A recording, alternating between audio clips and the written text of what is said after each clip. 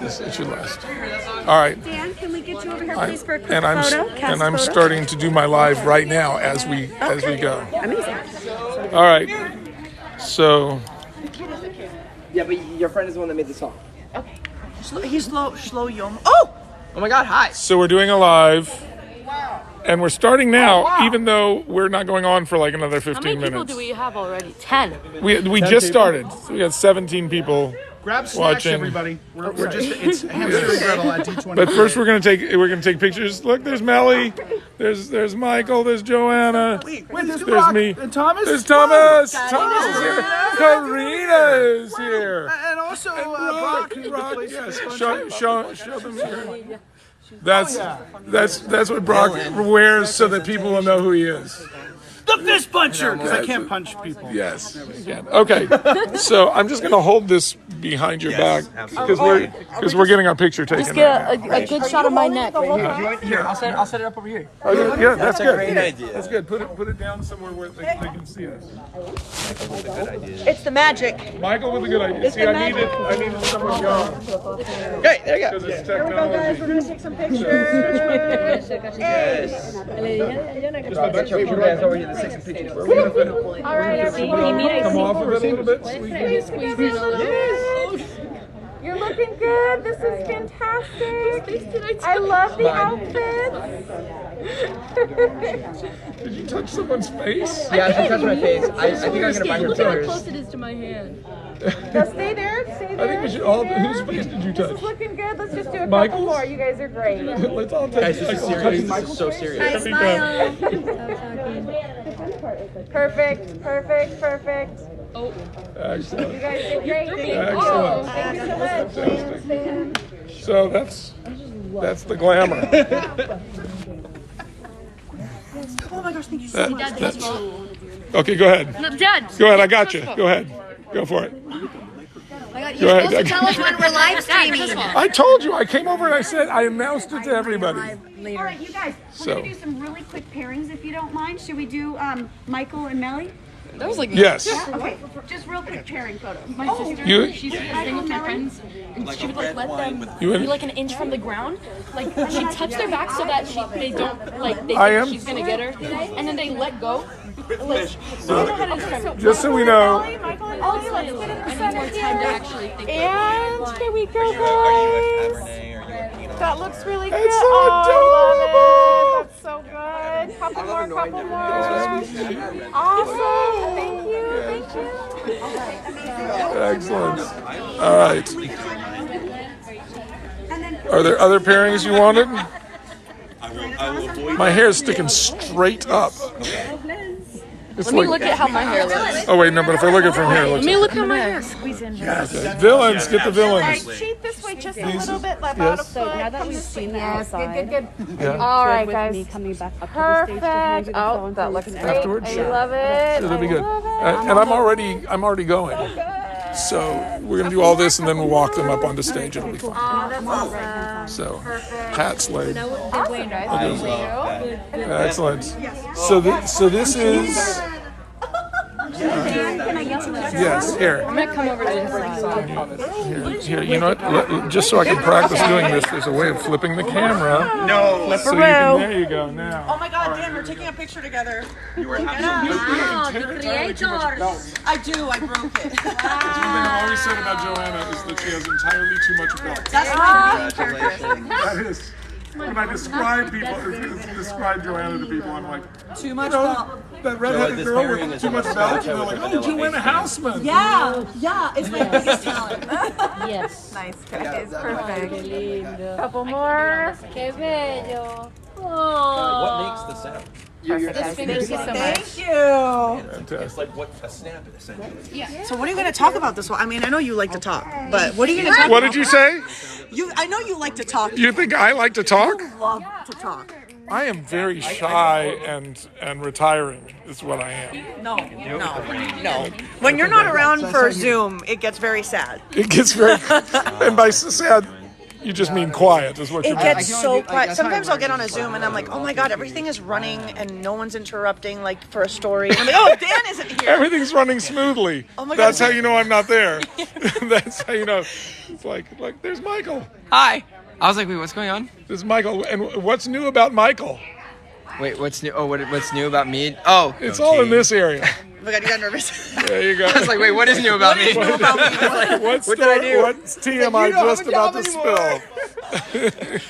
What's new is you're fired. Yes, exactly. The new guy's right over there. Gotta be That's right. Oh my God, no, I would hate a new Kevin. You're the only Kevin.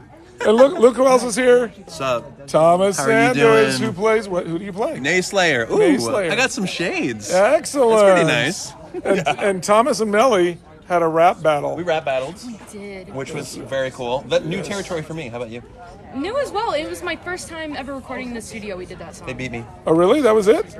That's what we did in the Yeah. I thought we did that at home. home. We So did a much fun. script and that. studio. People are asking me to go live with them. It's like, no, we're busy. Sorry. You're doing it. Sorry, that's nice, My but finger hurts from doing the snapping thing. Oh no. turn off invites for this live. I'm just going to turn them off because we can't do it. Dan, you need to teach me a lot of your TikTok tricks. Yeah, Dan. I don't You're like. like Or a TikToks. Gen Zer. I had to talk to my daughter. You know, we had to go live in order to figure out how to flip the camera because I'm going to need to. You did it so fast. Look, I did this. She like tapped. I know it was really good. I try. You know I what? love Yes. this trick. I love Yes. this trick. I'm 12. Yes. I'm 14. Oh my Oh my gosh. God. Be best friends. Siblings. We come over to the house. We best friends. Has anybody seen Batman Piderman? What's Batman Spider-Man? Batman, you need to look it up as soon as you get to a computer with a lot of time. Batman, Talked Spider-Man. about this. Batman Piderman. BAMAN. B-A-M-A. Batman. P- Spider-Man. Piderman.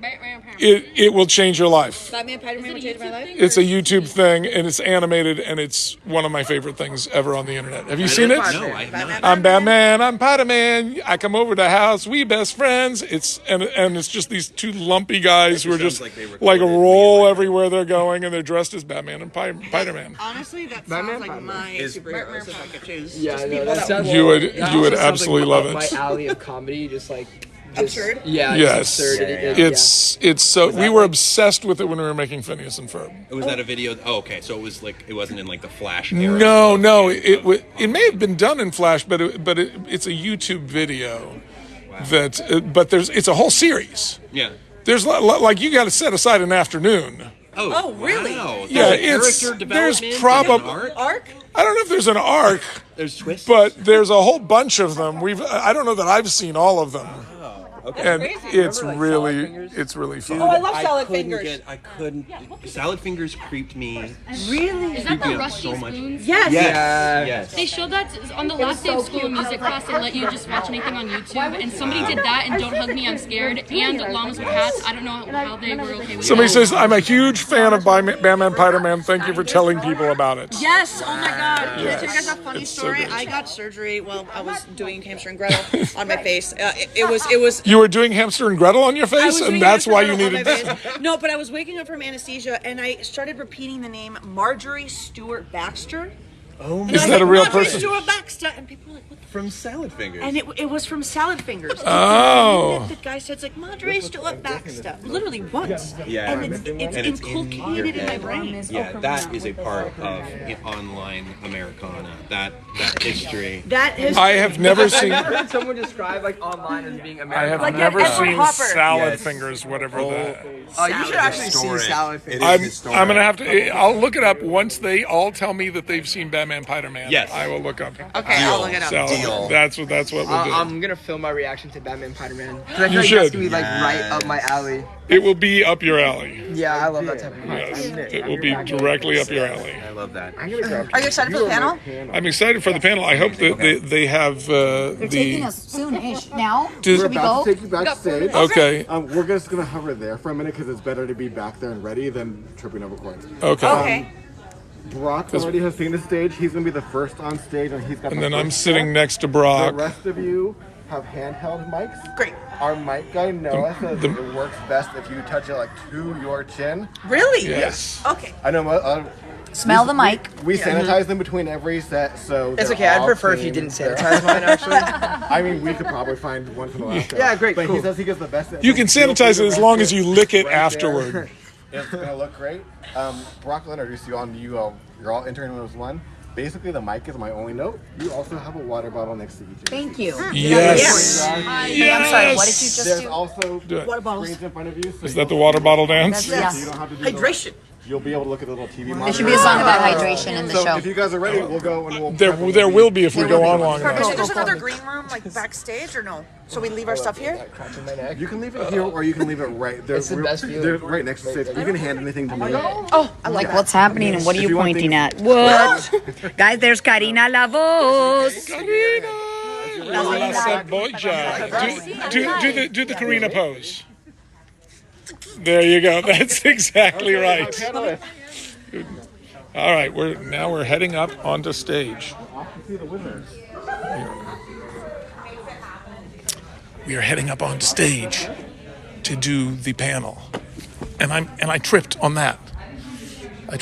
And look, nobody came with me. You lost the rest of your friends. Look, nobody else came. It's just gonna be me. It's a solo show. Wait, hey guys. Hey guys. Come on, let's go. Yes. Let's go. Wait, Dad, are we sitting in a specific order? No, not necessarily. You can sit next to me if you want, and then. I wasn't talking to you. I was talking Yeah, she wants to sit next to me. Oh, you can, that's fine. Yeah, don't be jealous, Dad. Fine. I know. Come on. We're just a okay. brother-sibling bond. Yeah. The fact that she likes you better isn't a big thing because she likes everybody better than me. This is We're craziness. still live. We're going to be live all the way through the whole thing. I'm going to hand this to Louise when Oh, we get up awesome. there. I didn't know that. Awesome. So we're going to be ready. Got the clicker. We've got a backup person with you backstage. Beautiful. So. Oh, look at the thing from Tron. Isn't that cool? I had to take. That's so cool. Take this out something. Wait, is Bruce Boxleitner watching? Bruce.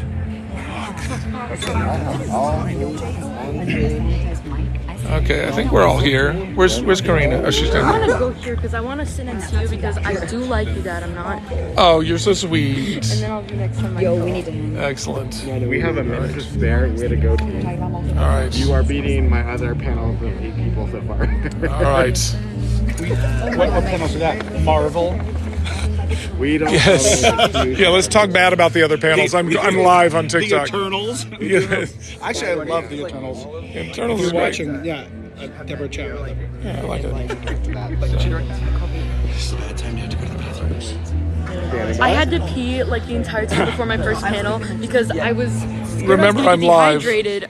Yeah, it doesn't matter. Okay. It And doesn't matter. I like went right before the panel. Here we go. And you're on. Oh, we're going. All right, here we are. We're going on stage. Very good. Excellent. Hey, how's it going? I'm shooting a TikTok live. You guys are all on my TikTok. Set it up. Here we are. She's over here. I'm shooting a TikTok. Don't mind me. There we go. So it's already set up.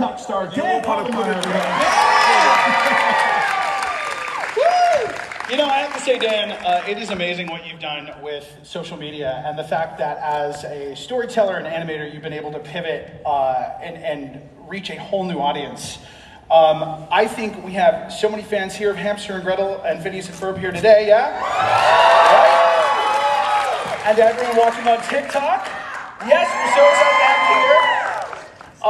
First up, I want to go ahead and introduce everybody. So to my left, I obviously have Dan Povenmire, the creator of the show. That's me. Meli Povenmire, the voice of Gretel. Michael Cimino, the voice of Kevin. Joannna Hausmann, who is our executive, co-producer and Co-producer and story editor. story editor. Rock, we went through this 7 times backstage. We did. We did. I'm also the voice of the power imbuing aliens. I am. I'm one of the aliens. Right? Spoiler alert. Yes. Joanna and I not only run the show, but we run their lives in the show. Which is a great segue because the aliens give powers unimaginable to not just our heroes, but also some of our villains, including Karina, the voice of La Cebolla. And then we have the amazing Karina Ravassa, who voices Catalina. And Mr. Thomas Sanders as the Neighslayer. Well, did you not get a microphone?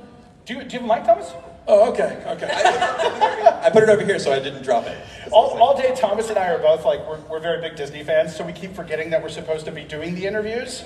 And so we'll be sitting there going, oh, that's really He knows so much trivia about voice acting that I was just like freaking listening to him throughout all our interviews. Well, it's one of those things that in the world of animation, sometimes you get to play a lot of different parts. And today I'll be moderating, but don't worry, because I've also played one on TV. Wait, show them your jacket. Show them your jacket. I'll show the jacket. So I voiced the moderator in the first episode of Hamster and Gretel, and someone decided, hey, it'd be really fun to have Brock moderate. So let's do them proud. And yeah, this is my jacket. I also voice Fist Puncher. Yeah! How was that? Yeah, shout out to Small Town Weirdo, and that is, my character opposite Allison Stoner's Destructress. So we're so excited to be here, and I have to say that for me, this is a really special homecoming because I actually started at Disneyland, and to be back here 15 years later on this stage, surrounded by friends and family and amazing artists, it's just a huge honor. But enough about that, huh? So let's get into talking about this amazing show. So we've got some clips lined up, but first I want to go ahead and talk about the casting process. So obviously, we have these amazing cast, this cast here, the Ham Fam. Yeah. Let's talk about how did that hashtag Ham Fam, right? So how did that come about? How did casting these characters, obviously the process can be different for all sorts of different shows. Sometimes the character arc comes first, but in some cases you had voices in mind. There were people that I was like, well, I'll probably use this person here, this person there, but a lot of it was just like, whose voice do I hear in my head when I look at this drawing, when I think of this character. The hardest one I think for me was probably Hamster, because I wanted him to have sort of a deep voice, because you expect him to have a high squeaky voice, and we went through a whole bunch. A lot of them were like, okay, that would work, this would work, like there were a lot that I felt like would work but weren't what I thought of when and then Beck Bennett, I can't even speak today. Beck Bennett from Saturday Night Live came in and read it, and as soon as his voice, because I often listen to it and just look at the picture, and as soon as that voice came on, I was like, oh, that is the voice in my head for Hamster, and I didn't even realize that was the voice in my head. So, and it's amazing. So obviously some of our cast, the extended Ham Fam, couldn't join us today, but we're so excited to shout them out as well. We've got Joey King as Fred, Beck Bennett as Hamster, Matt Jones. Matt Jones playing basically me. It's you. It's Dan. It literally looks exactly that guy and look again. It's funny that like I drew this character that looked like me, and I thought for about 5 minutes about voicing it myself, because I do that as well. But then somebody mentioned Matt Jones, and I was like, oh no. He sounds much more like me than I do, so we should definitely have him in. We need a Dan Povenmire type. Yes. Well, I want to talk about voices in a different way. One of the things this show does is it obviously highlights superheroes and sibling dynamics, but it also puts the Venezuelan culture in the spotlight in a really cool way. Joa, can we talk a little bit about how that voice and just bringing in different worldviews and cultures into animation?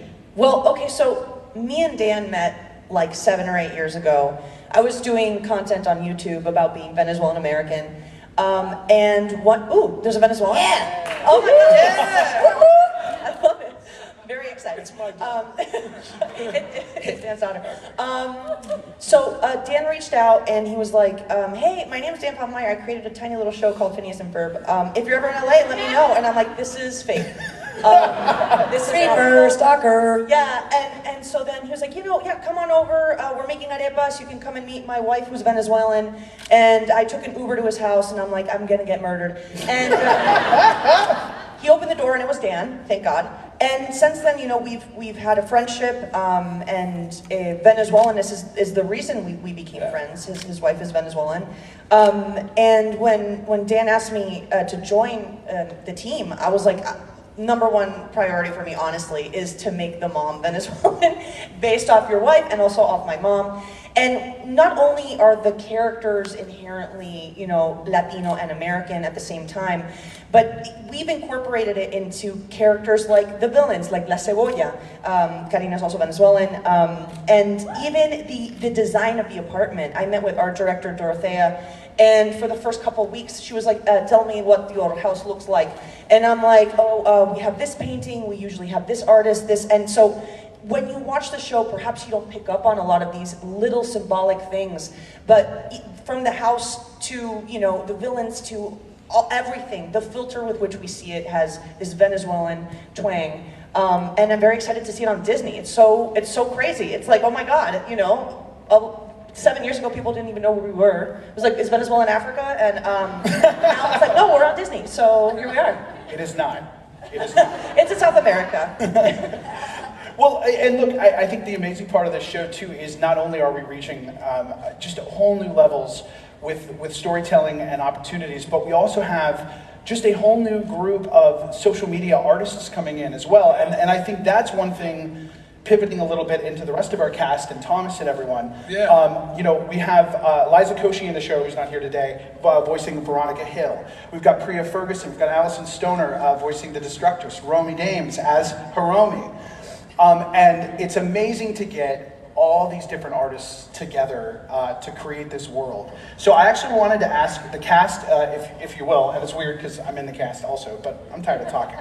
So Thomas, can I start down there and work the way down? I just want to ask everybody, what's the process been like for you from your perspective? From either getting cast on the show, finding out that you were going to be voicing a character on Hamster and Gretel, to the process itself. Thomas? Oh, I mean, first of all, it feels very casual. I felt it was really sweet. Dan reached out, was interested in this role, and to get the opportunity to play a villain on a Disney Channel show is everything that I've ever wanted in my entire life. So, right? And it was very easy. The thing that surprised me about it was just how comfortable it was. Just being like, they really accommodated, because they've been all mad at me today because I'm based in Florida, not here in LA. And so but they accommodated it. They made sure that I was able to voice, obviously, we've been able to learn from the pandemic that you can do a lot of voice acting from, anywhere, which is cool, and a lesson to everybody that might have an interest in voice acting like I have for decades. Yeah, and Thomas, can we ask, does anyone here have any interest in voice acting? Yes. Okay. Yeah. Dude, it is as fun as you may think it to be. And the actual experience in the booth was super fun. The thing that I really love and enjoy with Dan is that Dan is very much a yes-ander. You have a vision, but you also allow us to, you kind of allow the character to bend based off of what our instincts were with the character. And that was really fun, and it allowed me to feel very comfortable while doing it. Excellent. Would that be the Neightslayer's weakness, yes-anding? Yeah? Yes? And? Thomas Sanders, everybody. Carolina, can we talk a little about the process? So it's interesting, a lot of our stories too, you'll see that this community is so incredibly welcoming. Voice actors, Carolina and I have known each other for a long time. And it's just amazing to be able to work on shows with your friends and also have opportunity come from honest friendship. So let's talk a little bit, how did this role come about for you? Well, when I got an opportunity to audition, I was very excited that the description was smart, hardworking, funny Latina mom, not loud, annoying, I am just gonna talk like this and be an annoying Latina. So I made sure that she was very different, but I think I sounded a little bit young in the first audition.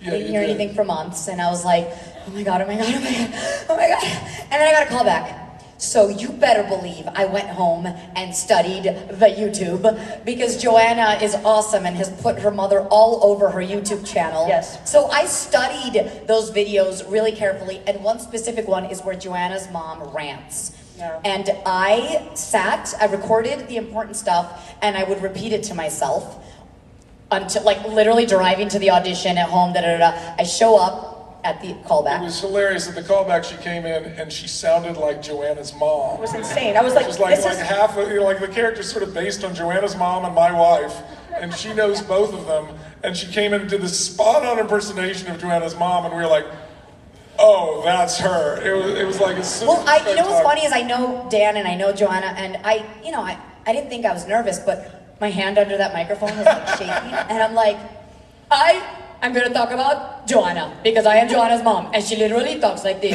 I am not just Joanna's mom. I have a master's degree. I have a PhD. I have 2 CDs. I sing, and nobody knows this. I also, I taught at Harvard. I went to Harvard. I'm really smart. And she's going off on like all of her accolades that aren't just Joanna's mom. And at the end, I heard crickets, and I'm like, oh my God, I effed it up. And then they're like, oh my God, that was great. Yeah. But then, and just to wrap this up, the really funny thing was that when I booked the role, casting didn't call my agents. It was Joanna and Dan calling me from Dan's house, where his internet is terrible. So they're calling me and they're like, hey, we just have some news. We just gotta say, and I'm like, what? Because and I'm like, I don't know what you're saying. And I couldn't, I was like excited, but I wasn't sure if I could get excited because I wasn't hearing that I had booked it. We did it on purpose. We did it on purpose to torture you. Yeah, I was going to say. Yeah, what you don't know is that my internet is fine. We were literally saying, hey, we've got some great news. Which, and I can say with some authority, that is some supervillain stuff right there. Yeah. Speaking of, Karina, I would love to hear a little bit about how you got involved with this process. And I have to say personally, we're about to see some clips, one of which is her villain, La Cebolla. I love your character. You literally steal the show. Let's talk a little bit about that. How did that happen? How did that come about? I am La Cebolla, for real. I mean, what is La Cebolla? She actually speaks La to Cebolla onions. La Cebolla is the onion. So I've never played a vegetable in my life. First time. It's very, very exciting. I've been a soap opera star and a singer. That's what I really do in my life, but from way back from the 80s. So I met also Dan in a plane, and he just recognized me because his wife is Venezuelan. So I told him, you know what? Maybe how old is your wife? And I told him, listen, maybe ask her. If he knows Karina, that's me. Karina's huge. That wasn't really the word she used. When, like she told me she was a singer, that she sang pop, and I said, and she said, you have to understand. When I was 15, I was a big star in Venezuela, and I was like, oh, do you think my wife would know you? And she's like, how old is your wife? And I told her, and she said, the words were, she will absolutely know who I am. Yeah. I mean, she's from there. I wonder if she'll, maybe she'll have heard of me. And when I leaned forward, my wife's on the other side of the aisle from me, I said, hey honey, have you heard of a singer named Karina? And she looked at me like, claro, like of course. It was sort of like she had this expression on her face like I just asked her, have you ever heard of Madonna? That was the kind of expression. Oh baby, hello. Karina was like enormous when she was growing up. Yes. Yeah, and that's me. Amazing. Well, I want to talk a little more about, obviously you're a larger-than-life personality, with myself included. And let's talk about villains, which the villains on this show are bigger than life. And in some cases, maybe bigger than 1 or 2 episodes. So Joe, I want to ask you, when you're creating villains, iconic villains, obviously in the superhero world, it's so important. Where is the writer's room coming up with ideas for like some of the characters that you see here? Thomas's Neighslayer, La Cebolla, and then some character named the Fist Puncher. Yeah. How do these names and character stories, how do they get created? How does that happen? You know, we kind of have a rule in the writer's room, and we ask ourselves the question, is this idea dumb enough? And I know that sounds like a ridiculous question, but it's an important one. Because when you ask yourself that question, you're filtering out ideas that other people have said, oh, that's too dumb. So, a villain that can speak to onions is kind of a ridiculous villain, maybe a little dumb. Neighslayer, a man who is half horse, half man, and also a DJ. I think it's brilliant. I think it's very smart. Very smart. Yeah. And fist puncher, it doesn't even make any sense. You punch with a fist. Yeah. Are you punching a fist? Punching a fist. This is all on purpose. We all do this on purpose, and it's sort of the fun and the joy of making something that seems dumb be actually very well researched and thought out. And like La Cebolla has a very intense backstory.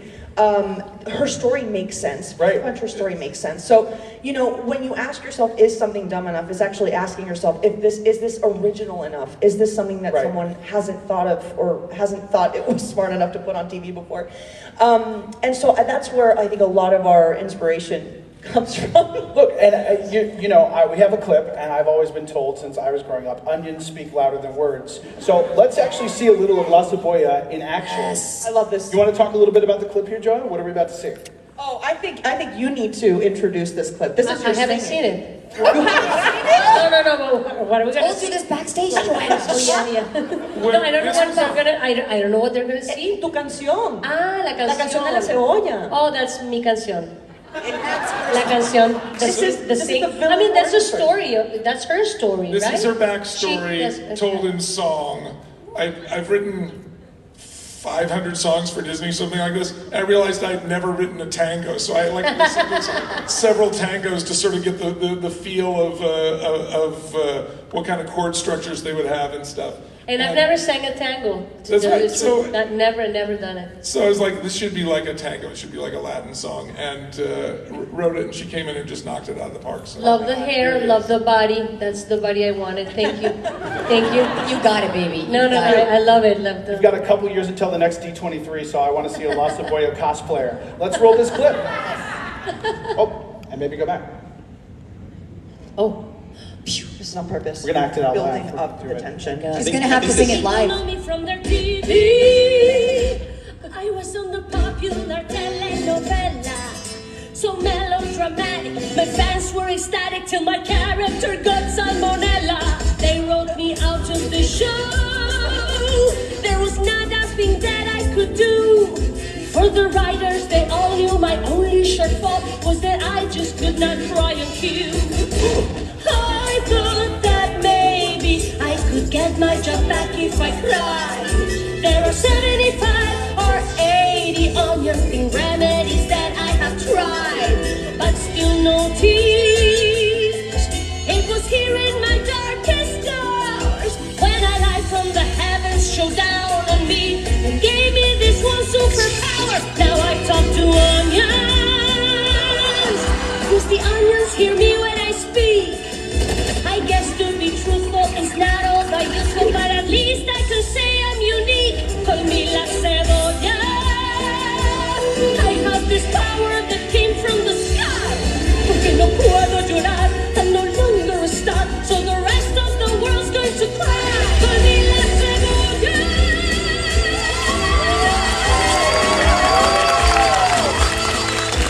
Call me La Cebolla.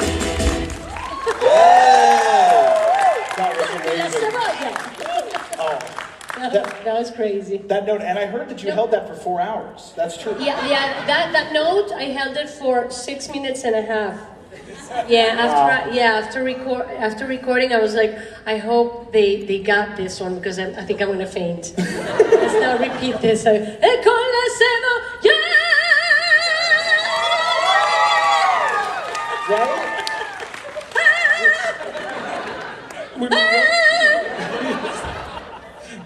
This yes, I can do that it note live. was like an octave lower than that, and we were recording her, and Danny. You were trying me. You were trying Yeah, me. I could he's do it. like, I bet you she can do that an octave up, and I was like, let's see, and I think that was maybe your first. That's how excited I was. I'm like, yeah, I can. I hope I can. So I could. Very fun. So this show, obviously, it brings the humor that many fans know from your previous work. Yeah. But as we just saw, it also brings the jams. So let's talk a little bit about the music process, because that's obviously so important to you. And we've got a lot of musicians and musical people up here. You've been collaborating with Michael. We may or may not have a clip of Mr. Thomas Sanders rapping. Oh, that's right. Uh-oh. Can we talk about how that came up? Shady. I don't remember how that came up in the writer's room, but we felt like, okay, because Gretel has been completely denied the ability to have a fight with anybody because of circumstances. Her brother made her promise that she wouldn't throw a punch, and they had to do this Gretel Kevin Pinky promise, and so she has to try to defeat this villain. It was like, well, then what? She's going to have to defeat him and somehow. And somebody said it should be a rap battle, and we were like, "What battle is not violent?" It should. And so we had Thomas and Meli do a rap battle. Do we have that? I think we do. I'd say the name. So this is Thomas Sanders. I made a promise that I would not do any actual fighting today. But you know what I didn't promise not to do? A rap battle! You think you can take me? This will be like stealing candy from a baby, which I do all the time. Well, I already brought you candy, horseface. Let's see what you got. So I took a couple apples you can just lay off. I mean, they grow on trees, you couldn't take the day off. You agitate and irritate, you threw my game way off. But now I'm here to tell you, you can just lay off. Just been grilling, spitting some rhymes. You're just a little girl and you're up way past your bedtime. I'm not playing with you, there's no rope in a railing. I've got your partner right here, precariously dangling. Don't worry about my bedtime, you are not my mom. And I didn't mean to interrupt your little horse prom. You stole a card of produce, how are you the one that's mad? And your rhymes are so corny, you remind me of my dad. Now you're gonna drop my partner in a bag full of acid? Well, I hate to break it to you, but that plan is kind of flaccid. You think that's a threat? I'm gonna help you out. You forgot he can fly, that's what I'm talking about. Word.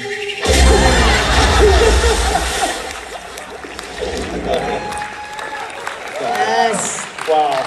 So, Thomas, I have to say, and I told you this earlier, I think your evil villain laugh is probably one of my favorites. That's what in the booth we were like, can you do a laugh that sort of sounds like you're also a horse? And that's the first thing we did. We were like, okay, that's perfect. We're using that.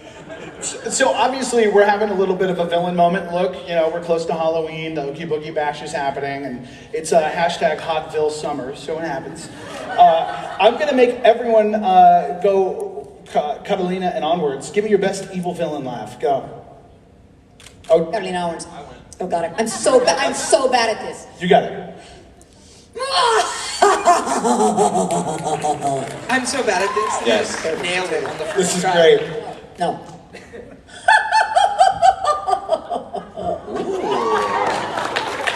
I got chills.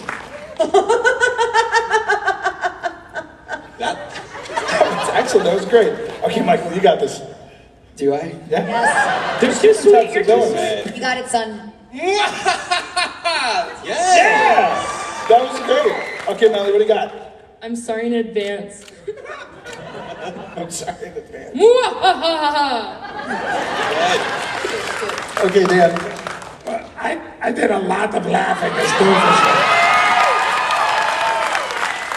Barry the Platypus.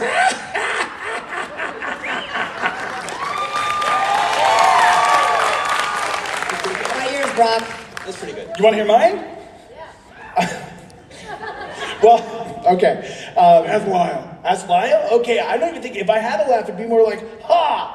Ha ha ha! Lauren! There you go. Okay, real quick, everyone in the audience, I want you to join. This is actually this is a real voiceover tip. If you need to make yourself laugh, I want you to all repeat after me slowly. This is real. Go, ha. Ha ha ha. Ha ha ha ha. Do you feel the rolling? And then if you kept going, somebody's already doing it. That's how you make yourself laugh. There you go. Adding to that, and eventually it's funny to you. So, right, and there you go. So this show is obviously incredibly villain heavy, but you would not have Hamster and Gretel without the amazing dynamic of, I think, these two amazing characters, Kevin, voiced by Michael, and Meli's Gretel. Can we talk a little bit about that? You both bring so much to this, and I think it's one of those things that, you don't have superheroes without stakes. Obviously, you have superpowers, but talk about that. Talk about that dynamic and how in real life, maybe how this dynamic is sort of developed. Wait, who's going first? Whoever wants to go first. Okay, well, so Kevin in the show, if you guys haven't seen it, he's basically he thinks he gets the superpowers, but then he doesn't. The hamster does. So that's the whole, and so I'm her older brother, and I drive her around, and I'm like the guy in the chair, right? But guy in the mom minivan. Right. It's the driver's. Cute. That's yeah. But I think that the cool thing about the show is that it feels so relatable, even though it's about a hamster and it's about superpowers and everything. But it's the best part about it is Meli and the dynamic between all the characters. It feels so grounded and it feels when you watch it, you just want to smile. You know what I mean? I'm smiling right now just talking about it, obviously. But and everyone's just so great and so kind, and I feel that really kind of comes through when you listen to it as well. So. Yeah. Well, and so let me ask both of you, Michael, was this your first time doing voiceover? Yeah, especially to this capacity. Yeah. And so what has that been like? What's that experience taking a lead on? Dude, it's so fun to just sit in the booth and scream for 3 hours. Right. If you ever really just got something that you just gotta get out, you just go in there and you just scream, and then it's all recording. So it's great. We were just running backstage screaming. Oh yeah. So there's these big empty hallways back here. And I just screamed really loud because it just was it's a big empty hallway. Just hear the echo. It scared everybody. Yeah, it did. Chris Hemsworth was not happy. He was definitely not happy. Well, so Meli, is this your first time doing voiceover? And is Gretel, your relationship to the character of Gretel, is that inspired by anything in particular in your life?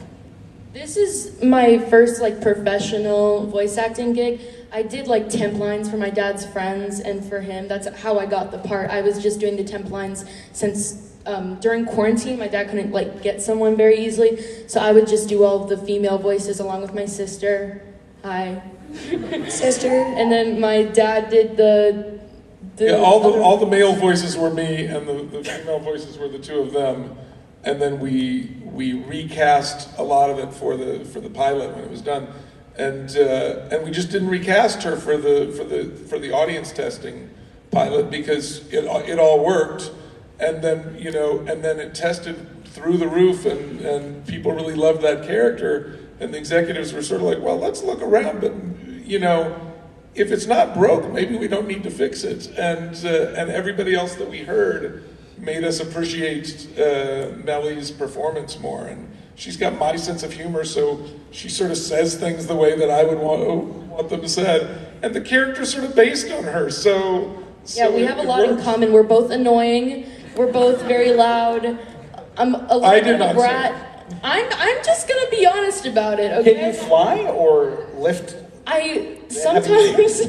You're once. You jump you're flying for a little. That's true. Yeah. And I've done the soaring over the world ride. That counts. Hey, that's good. Good synergy too, by the way. Soaring over California was just right next door. That was really great. So let me ask, one other thing that's really cool is so often on television, siblings are fighting, right? There's sibling rivalry. In fact, episode 3, where Fist Puncher and the Destructors show up to wreak havoc, is called sibling rivalry. But in this show, we've got crazy action. What is your favorite villain fight scene so far? Does anyone have one? I really like the copycat villain guy because that's one of the first times where I actually had a big fist fight with someone. Well, not me, Gretel. Knock someone out. Yeah. And he has this gun that shoots hairballs, and it looks like a cat, and the hairballs come out of the cat's mouth, and he keeps shooting it, and when it runs out, it makes this coughing sound, and then he opens it, takes out a hairless cat, and then just grabs a cat with hair and puts it in, and then it can work again. Well, and you know what? That's how he reloads it. Yeah. I think we actually have a clip. Should we share it with everybody? Yeah. Okay. Done. Hey Gretel, if you can hear us. I already said I could. Right. Copycat's weakness is water. It's water. Water? Where am I gonna find water in a parking lot? Wow, that is convenient.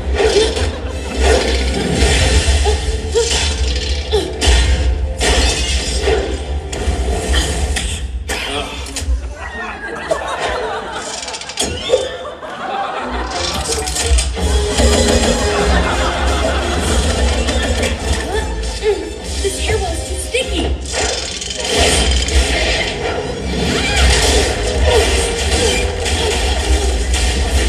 How is my back not broken?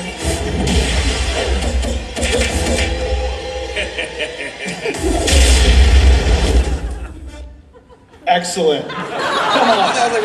Oh my God, what's gonna happen next?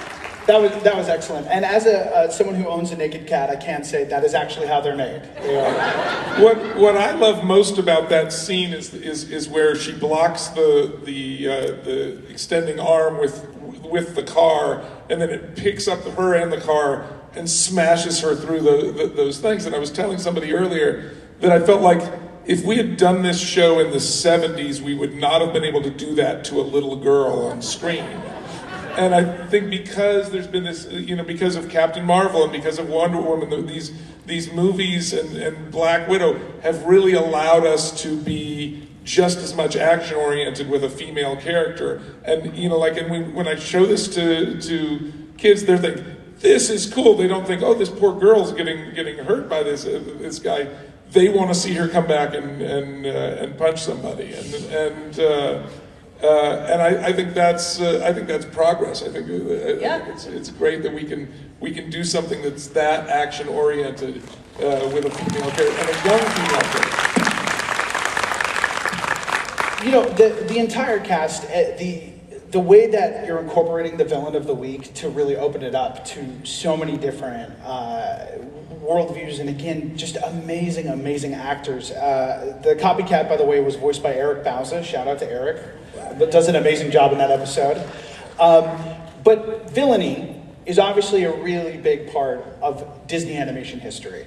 Disney villains, and again, transitioning into this almost Halloween season. Let me ask, does anyone here have a favorite Disney villain song? Maybe Thomas, do you have one? Friends on the Other Side. Oh, Cecilia, excellent choice. Be prepared. I can't sing, but that was great. That's a good villain song, and it's good advice. Exactly. And Jeremy Irons. It's life advice. Yeah, I think we both you love Ursula. Well, I know it in Spanish, pero la de... Bueno, it's the Ursula. Unfortunate souls. But we know it in Spanish. No, that little part. Pobre almas en desgracia. Una cosa así. Pobres almas en desgracia. Yeah. Disgraced souls. Yeah. So good. So Thomas and I discussed my answer before we came on here to make sure we had a different one, and that was my answer. So thank you guys. I really appreciate it. They took it. Sorry, dude. Yes. All right, anyways, you can go now. He's pure. I don't know why, I just can't think of one off the top of my mind, so I'm gonna say the rap battle between Neighslayer and Gretel. Good answer. Hey! Thomas, it's a Disney villain song. It is. Karina, you have a Disney villain song. You've been a Disney villain. That's right. I love it. That's everything for me. I'm geeking. Besides the rap battle and La Cebolla, I think my favorite Disney villain song is Mother Gothel's song. Oh, great! That's a great. Entangled. I think that's such a great performance. It's such a great song, and she's like one of my favorite Disney villains because she's also using like the manipulation of a parent. Yes. In a really insidious way. I think she's one of the most evil villains that we have in the Disney lore. Well, to jump off that, I think it's one of those things that some of the scariest villains, and in our show, I've noticed the villains that I'm most unsettled by are the ones that appear to be friendly first. So in Hamster and Gretel, do you have any villains that you're a fan of? Maybe someone who punches fists or, Dan, any favorite villains so far? Well, but he doesn't appear to be friendly at first. Well, it's just because his sister's trying to run the show. Just a segue, Dan. He's trying to help a brother out. I love Fist Puncher and the Destructors. They're to me, like they were the thing that when we added that to the end of the pilot, I was like, okay, now I really want to see the rest of this show because I want to see what's really going on. And so we sort of set up this mystery at the end of the first episode that sort of drives the big story for the rest of the episode. And it's always an honor to get to voice a villain. Obviously, we're all feeling that way. And on the show, I've had a chance to voice Lyle, Fist Puncher, and I voiced a couple other villains that are coming up in the season, including Big Baby, who was too big to be featured in this presentation, and he's under big NDA. So, but and I realized I didn't answer my question. If I can say Hellfire from Hunchback of Notre Dame, probably. Yes. Tony J came up today in an interview. Thomas and I were doing. Somebody said Tony J, and I was like, "Who sent you?" We're talking about crossing over, Disney villains and all these amazing things. On Hamster and Gretel, if we were to have a crossover episode with a different Disney Universe franchise, who would you want it to be? And Dan, realize that if you answer this question, it may actually happen. It may happen. So, I think I think that in success, if we do more than one season, and it takes off, I think that a Marvel crossover might be something. Would that be something no one here likes Marvel, right? The superhero-ness of it. We did that on Phineas, and we had a really good time. I think that would work really well with this. That's amazing. Meli, do you have, if you could pick any Disney property to be able to have a Hamster and Gretel crossover with, is there one that you're like, who? I've never heard of them. Phineas and Ferb?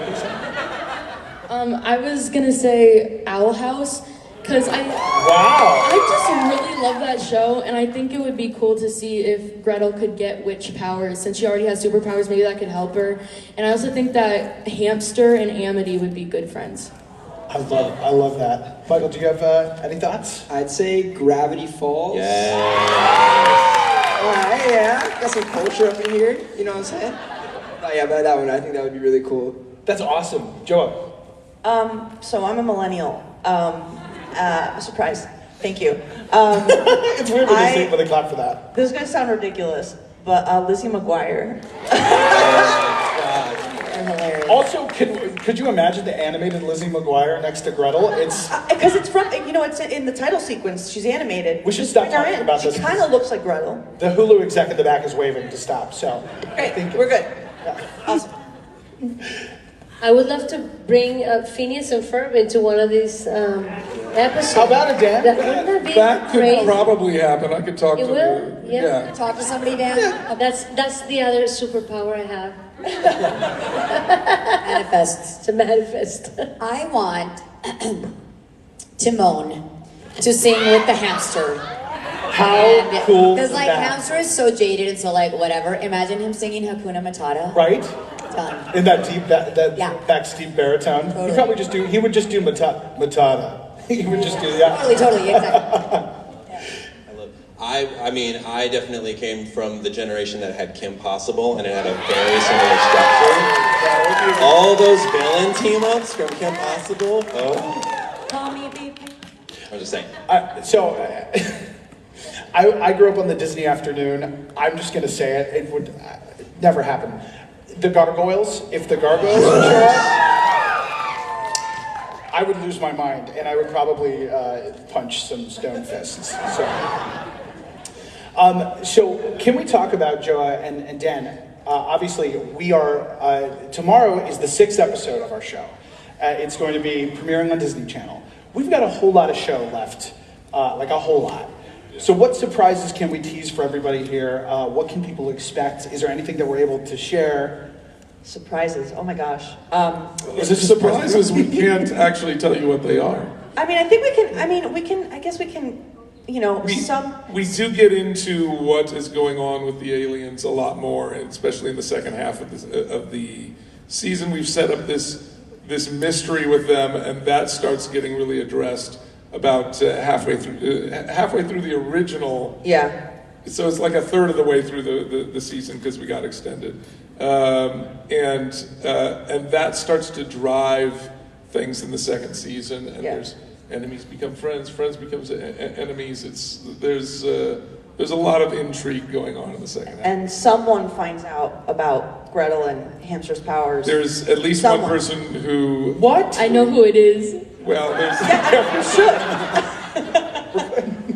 Dan, have you taught your daughter about NDAs? Really important. I actually have one in my back pocket.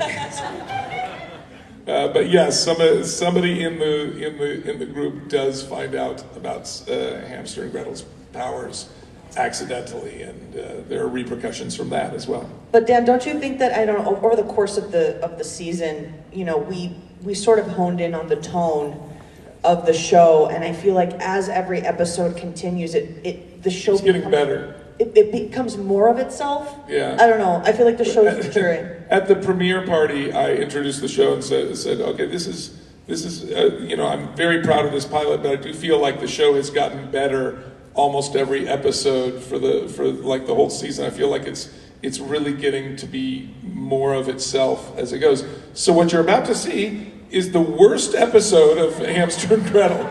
It's just by very nature of it being the first.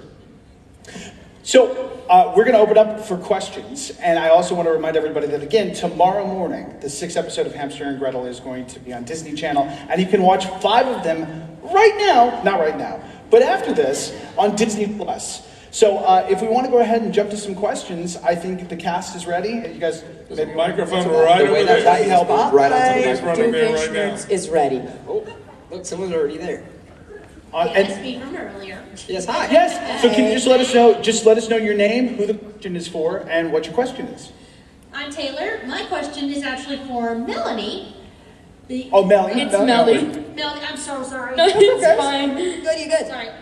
So I follow you guys, not strictly on TikTok. I follow your TikToks on YouTube and yours, Thomas, as well. And my question is, I wanted to know, are you hoping to follow in the footsteps of your dad creatively? Because one of my favorite ones that your dad posted was the one that you put up a joke skit that you had made about it's not delivery, it's DiGiorno. And Oh my god, I love that video. That is one of my favorite things ever. It made me laugh so much. I don't know completely, like, this, I love being creative, like, I could probably, if I wanted to, like, go on YouTube, do stuff like that, but I kind of am a nerd and I want to be a scientist. Yeah.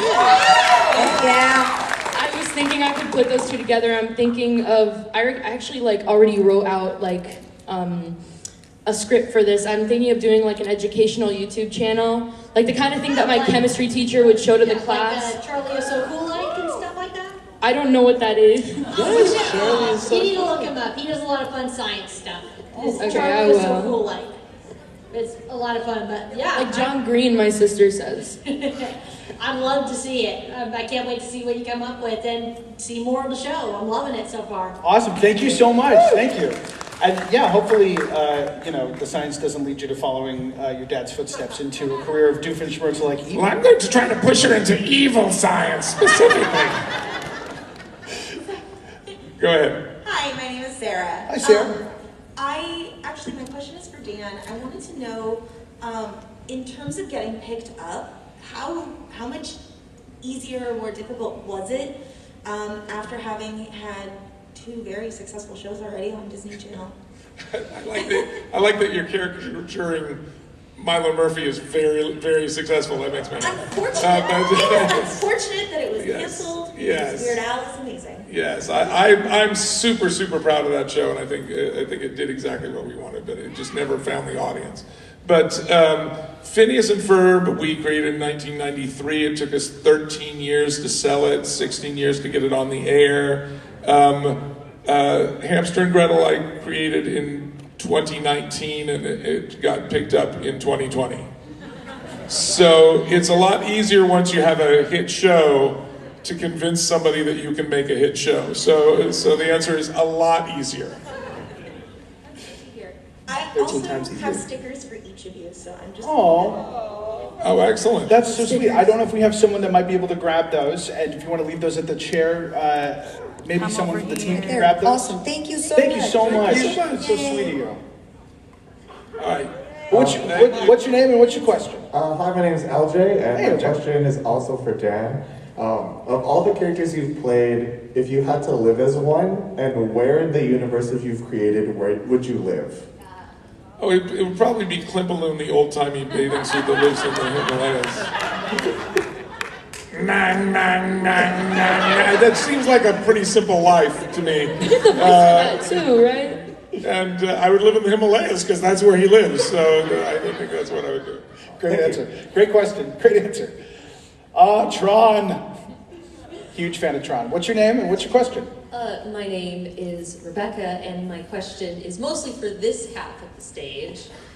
There is also another show on Disney Channel that features Hispanic American actors and characters, which is Ultraviolet and Black Scorpion. How would you guys feel about doing a crossover with them? Like, would you be excited? Would you be like, done? They're stealing our spotlight. That's our shtick. Oh, no. It's nobody's shtick. Are you kidding? Oh my God, we want more representation. Yes. Oh my gosh, the more the merrier. I'd say we want to take over, you know? Great question. I just felt like Pinky in the Brain. We're going to take over the world. What a great crossover too. That would be awesome. Yeah, that'd be great. No, the more the merrier. We welcome it. We want more bicultural and multicultural families being shown on TV. For sure. Yes. Great question. What's your name? What's your question? Hi, my name is Jared. My question's for Dan. With the timelessness of Phineas and Ferb and the future cult classic that Milo Murphy's Law will be, yes, and the already very successful Hamster and Gretel, do you think there's a possible future for some good Dan Povenmire representation in the Disney parks? Wow, that's a great question. Maybe the coolest thing that's ever happened to me in my life is the Phineas and Ferb dance party that they did at California Adventure. Right. I saw it so many times. It was when my kids were young enough that we went to the parks a lot. And the first time we went, like I had like signed off on all the designs and what songs they were going to use and stuff, but we were in the middle of making the first Phineas movie and producing the show and doing the take twos with Phineas and Ferb and all this ancillary stuff. And I just they sent me an email saying, okay, it's up and running in the parks. Go see it when you can. And I was like, okay, when I get a chance. And I completely forgot about it.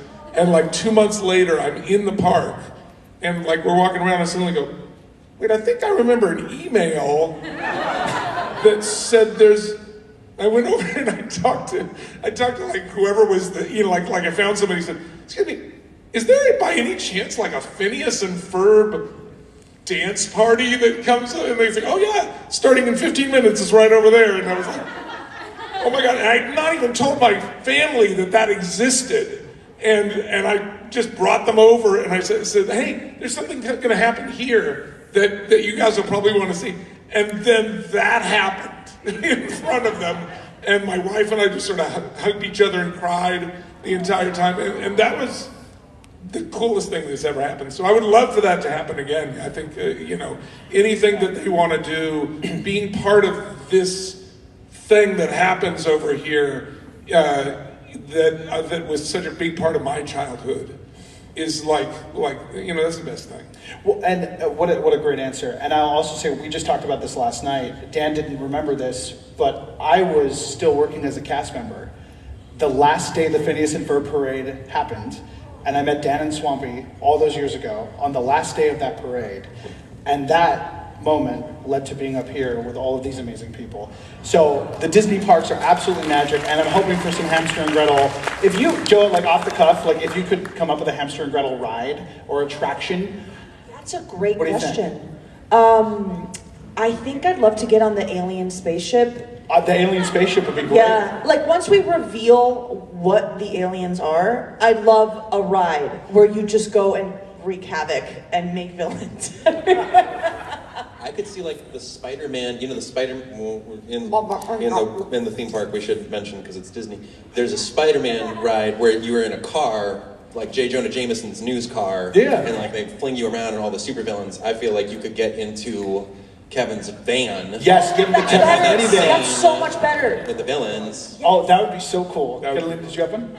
Write that down. Yeah, There's an episode where the parents go down some water slides, maybe have some fun.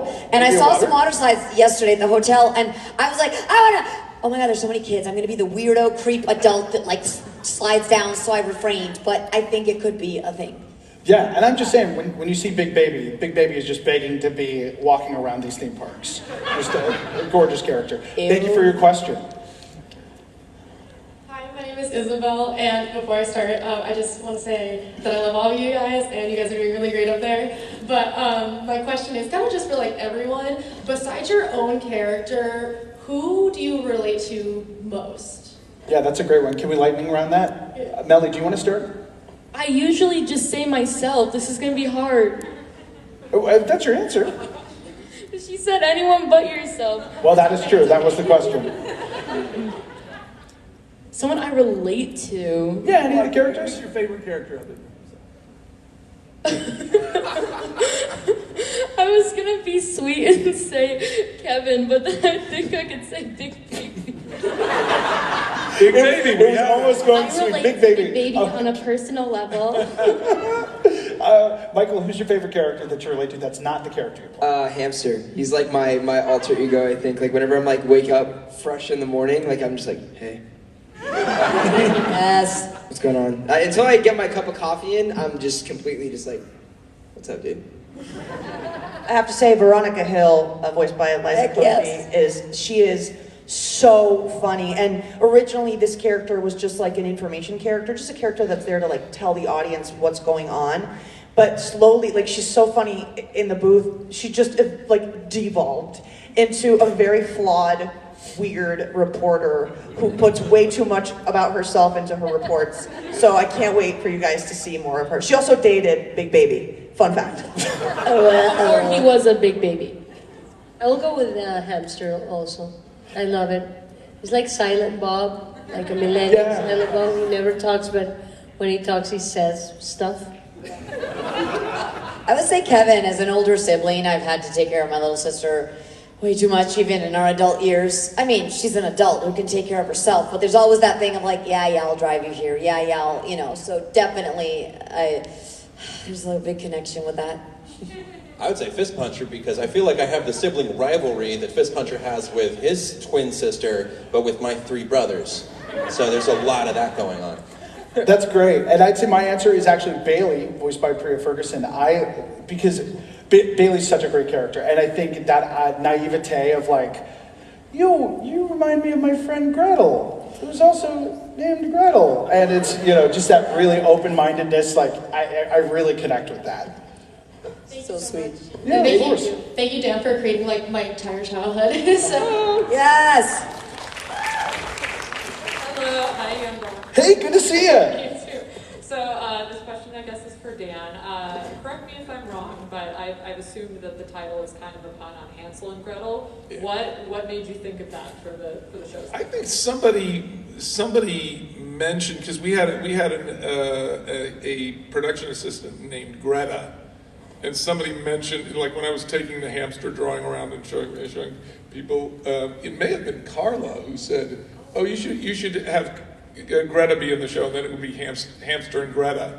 And I was like, "Oh, that's good," but I felt like it was too, like, since both names were removed from the original name, I just went with the full-on Gretel, so it would have that same familiar sound. I think that's what you want in a title, is something that people immediately remember.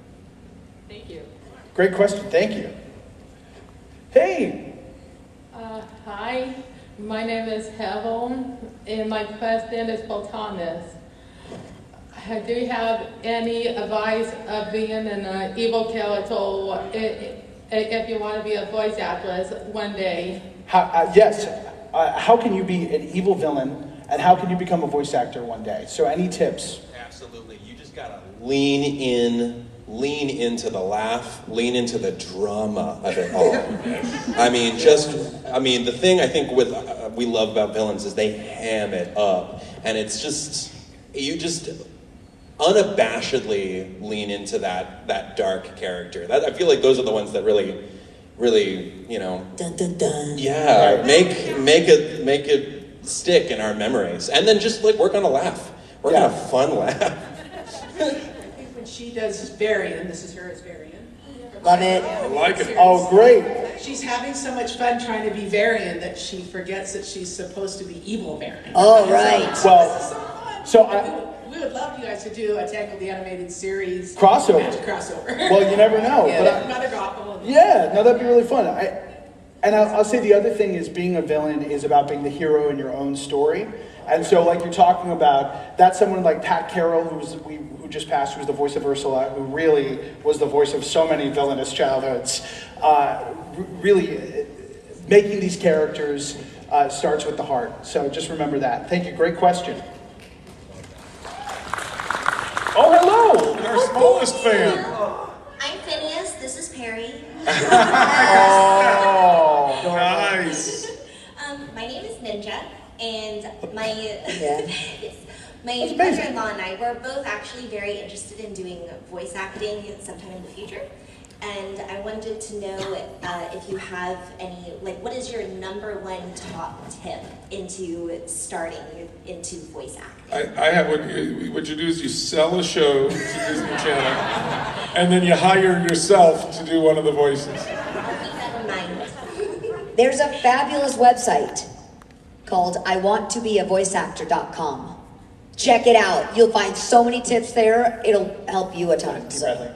That's it's run by D. Bradley Baker, who plays Perry the Platypus. So how's that for full circle? Yeah, of course. Great question.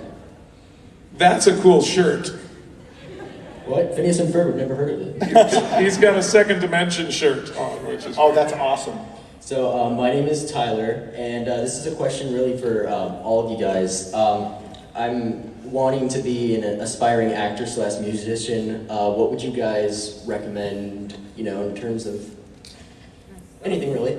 Honestly, dude, I'd say like the best thing to do when you're like trying to get into it is like finding your tribe, right? Like finding a group of people that really support you and push you creatively is so important. Take a class. Take as many classes as you can. Like take them like Skittles. Like literally, I'm so serious because like when you are surrounded by talented people, that's the only place you can go because you only have room to grow and learn. I still take class every Tuesday.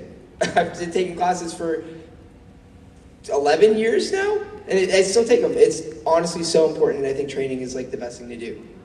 Sarah Sherman actually, like, I audit her. She offers like online classes for voiceover. I just got into that.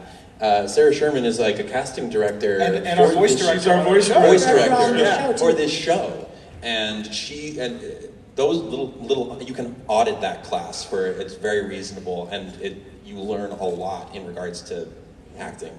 Yeah, she's spectacular. Yeah, I think the biggest thing, especially just in what we do, don't be afraid to look silly. Like it literally is a part of the job description, right? Yeah. So yeah, great question. Thank you. Break legs. Yeah, well, thank you.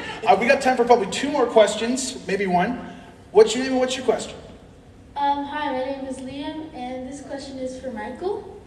So, in the show, Kevin is very protective and loving big brother. I'm a big brother, so I can kind of relate to that.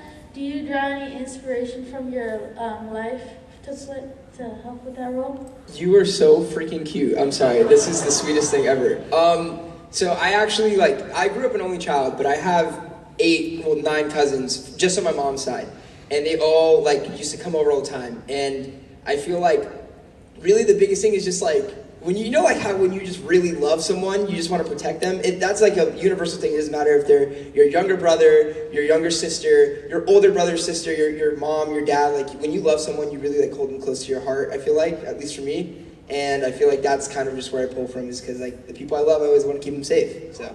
Yeah. Such a great question and a great answer. And that is our panel. Everybody, thank you so much for joining us.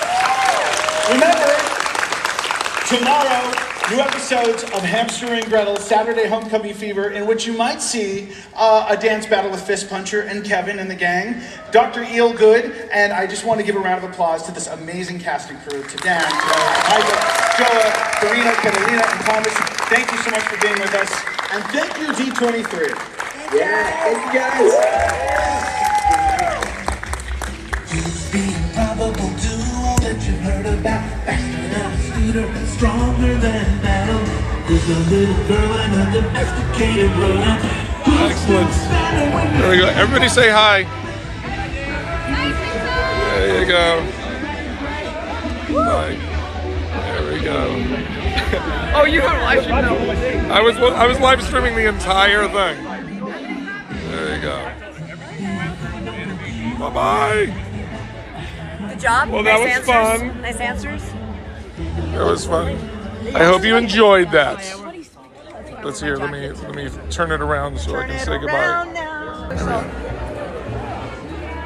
Oh, bye guys. Bye-bye. That was so fun. Bye-bye. That was fun. I'm glad you were able to join us. Watch. Oh my God. Hey, Amanda. Is Amanda there? Yeah. Excellent. Fantastic. All right. See you guys later.